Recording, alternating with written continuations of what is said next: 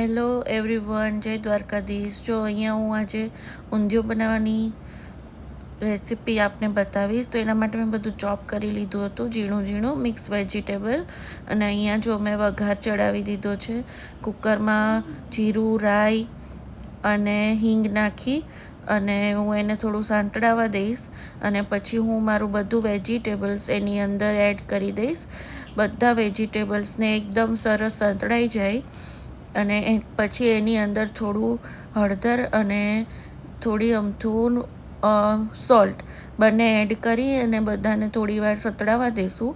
અને પછી half cook થઈ જાય ત્યાં સુધી હું એને સંતળાવા દઈશ અને પછી હું એની અંદર કોઈપણ જાતનું પાણી કે કાંઈ પણ એડ કર્યા વગર કુકરને આવી જ રીતે ધીમા ગેસ પર છોડી અને એકદમ સીમ પર રાખી અને 4 વિસલ્સ ન થઈ જાય, 4 વિસલ્સ થવા માટે છોડી દઈશ એમ જ પાણી નાખ્યા વગર। તો એનાથી આપણું સબ્જી પણ બહુ મોરું પણ નથી પડતું અને એકદમ મસ્ત ચડી પણ જાય છે।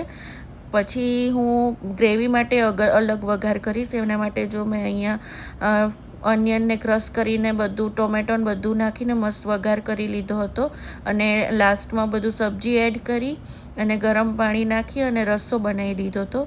તો અમારા રાજકોટમાં આ ઊંધિયું બહુ ફેમસ છે। Bye bye.